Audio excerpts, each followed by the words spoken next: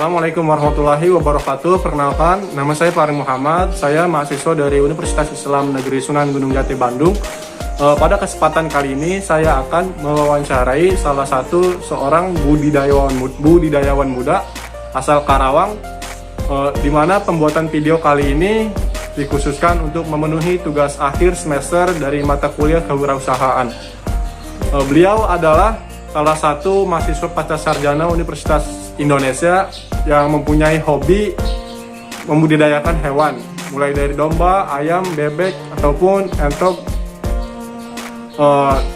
Kegiatan ini dilakukan selama 2 tahun belakangan ini. Kegiatan ini pula dilakukan di kediaman beliau, yaitu Desa Pisang Sambo, Kecamatan Tirtajaya, Kabupaten Karawang. Oke, langsung saja kita ke rumahnya.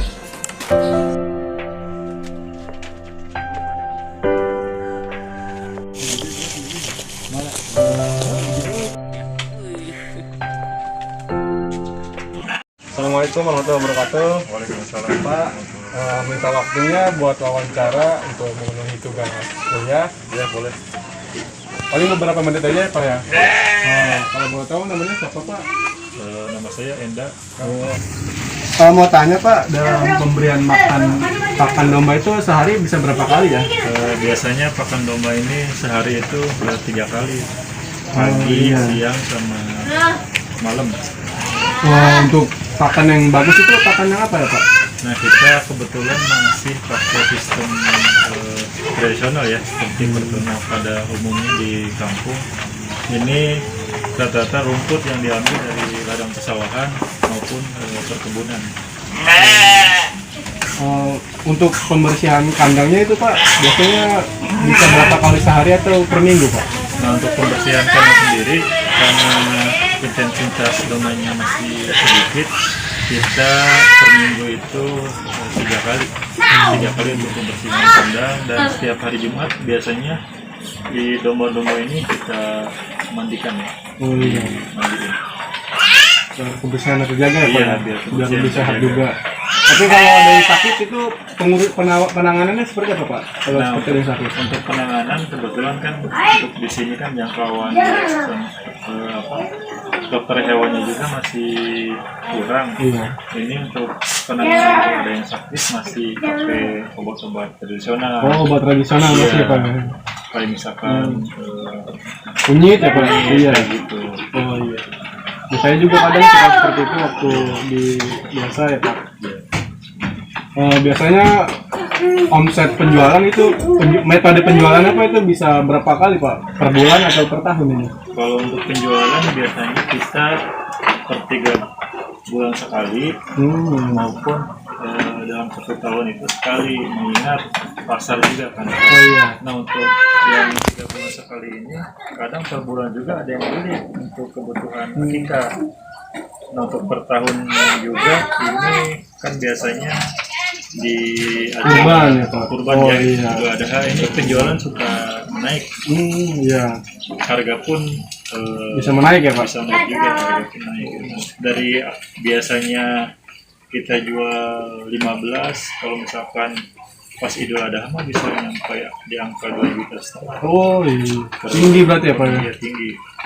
Tapi semenjak keadaan pandemi seperti ini, apakah ada penurunan atau seperti apa Pak? Atau stabil aja Pak harganya Pak? Kalau untuk harga ternak sendiri kebetulan turunnya itu nggak terlalu drastis. Oh, nggak terlalu drastis. Dampaknya itu tidak terlalu drastis, mengingatkan kebutuhan akikah, kebutuhan kurban ini kebutuhan yang memang harus tercukupi ya. Jadi harga-harga pun dianggap masih tetap stabil lagi. Oh iya. Pesan-pesan Bapak buat pemuda-pemuda masa kini gitu untuk yang menggeluti kegiatan budidaya ini seperti apa Pak? Mangga Pak, silakan. Jadi pada intinya kan beternak itu investasi jangka panjang ya. Artinya saya menyarankan buat generasi milenial, terutama generasi muda yang baik itu pekerja di perusahaan maupun yang sedang kuliah, ini tidak salahnya kita belajar beternak karena mengingat kita di masa pandemi ini kan investasi itu penting ya, dan dalam hal peternakan juga kita harus lebih konsisten. harus berani mencoba juga. Intinya jangan menyerah lah. Kalau Betul, misalkan ini saya juga berangkat dari awalnya 2 domba, sekarang udah mencapai Puluhan domba ya Pak ya? hampir 17 domba lah 17 ya. domba. Iya, 17 domba. Jadi dalam jangka waktu kurang lebih 2 tahun, alhamdulillah sudah 17 domba gitu kan, dengan konsisten dan telaten menjalaninya. Iya. Berarti banyak kali ya peningkatannya Pak ya? Dari 2 domba sampai 17 domba satu domba. Peningkatannya alhamdulillah, karena namanya kan uangnya itu terus diputar gitu kan. Oh iya. Kalau ada kesempatan buat beli, kita beli. Mengingatkan kalau misalkan apa, kita juga harus punya formulasi buat memikirkan jangka panjang gitu kan. Investasinya, menurut saya investasi di domba ini menguntungkan ya, menguntungkan. Karena kalau kita beli misalkan harga 800 yang kecil, penjualan dalam jangka 3 bulan itu bisa mencapai 1.500.000. Dalam jangka Pesat setahun, berarti ya, Pak, ya? iya, pesat. Dalam jangka setahun bisa mencapai di angka 2 juta. Ada Iya. kalau misalkan kita dibawa ke kota mah ada yang nyampe 3 juta. 3 jutaan. 3 juta untuk penjualan.